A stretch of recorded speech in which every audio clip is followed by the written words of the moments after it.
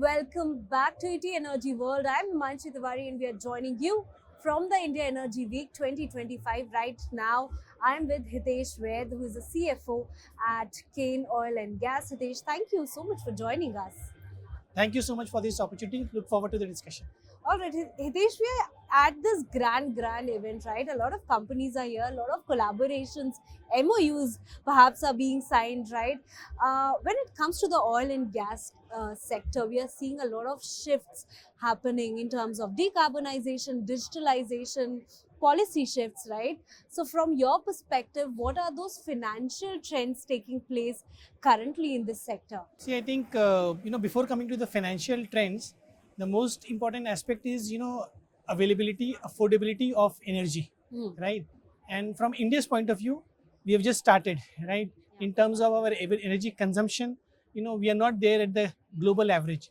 So the first and foremost requirement is to make energy available and available at affordable price, and has to be sustainable. Now in that mix, from a financing point of view, while the advantage now is that the sources of energy available are increasing beyond the fossil fuels. There are renewables, and we are trying to do a lot of things.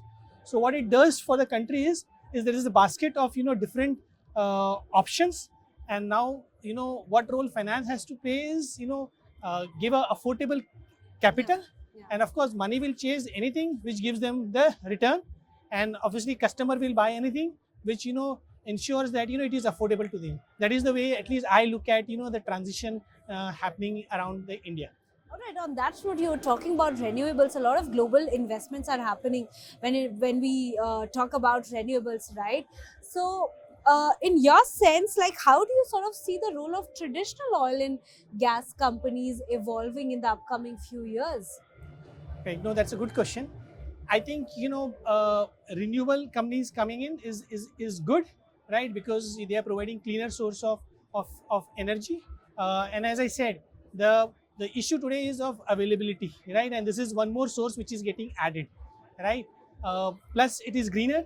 So for our own business, in the first place, I would say that we are also moving to buying renewable power for our operations, and we have our own commitment to reach net zero by 2030. So that's a good option for us to spend money on and fulfill our commitment as well.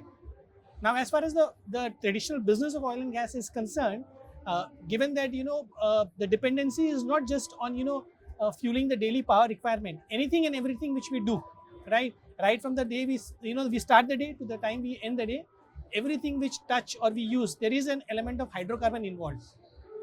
So I think hydrocarbon is there to stay. See, I think from India's point of view, India as a country also wants to do a transition, but that transition is going to happen over the next 3-4 decades, right? And in that, I think one of the key target for government is also to make India a gas-based economy, where with gas being 6% part of the energy basket, they want to move to 15%. And in that space, the traditional oil and gas company also will play a bigger part, because now a lot of offshore deep water blocks are opening up, and that will provide an opportunity for all of us to contribute in that journey as well, to support India's intent to move towards a gas-based economy and ensure we have a greener planet to live in.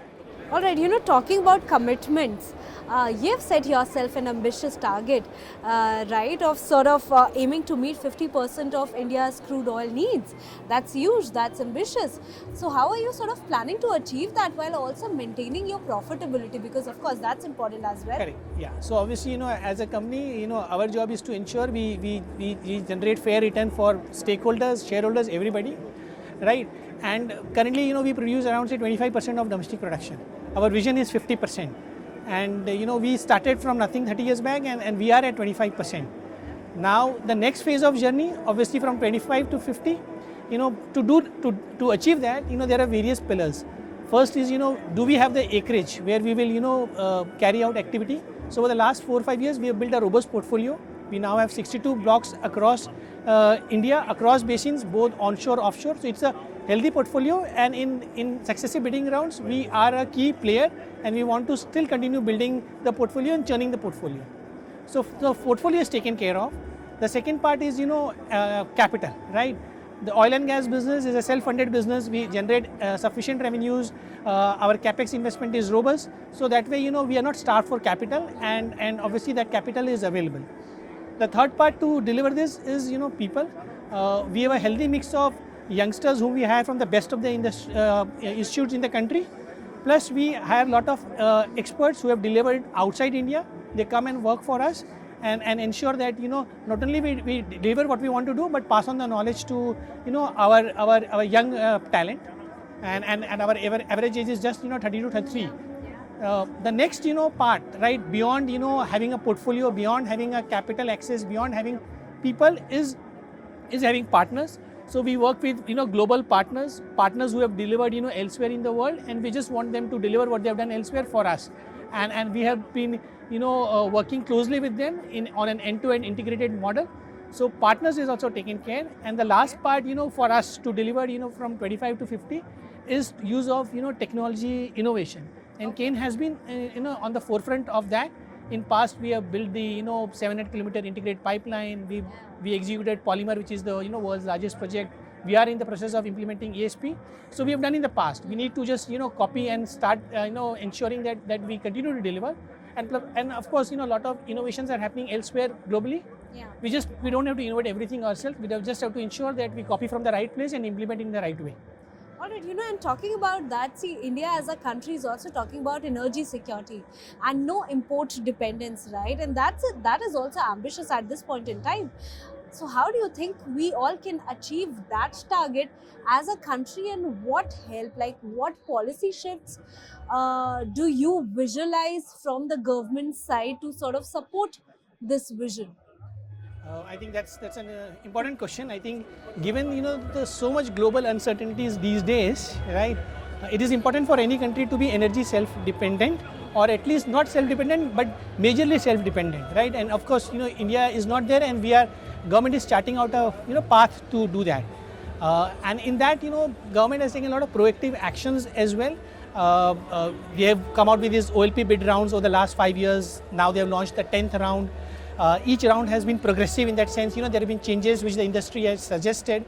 So those are few of the steps which have been taken.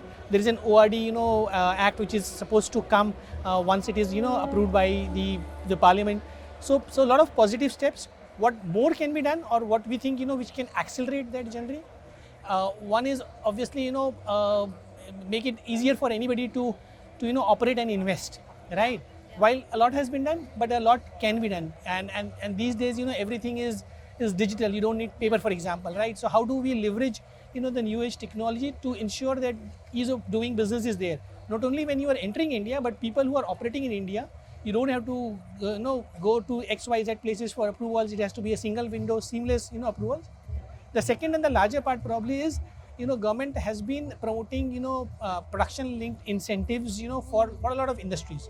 And I think oil and gas is one industry where it is required the most, given our import dependency on oil, given our import dependency on gas, and given large forex outgo which we have because of the imports. So, if there is a scheme which promotes, production, which accelerates production, I think it will help us to reach that goal faster, rather than us all trying to invest and find new oil through exploration, which is a bit time consuming. But the producing assets of us as well as our peers, I think there lies a real opportunity. If there is an incentive, if there is a fiscal system which helps us to produce more, ultimately, see, government is going to get more revenue if you produce more. So we should not be worried about the percentage levy. We should be worried about the absolute dollar which anybody will generate. I think that will help to us all to accelerate towards that goal of self-sufficiency, and help us to be self-reliant.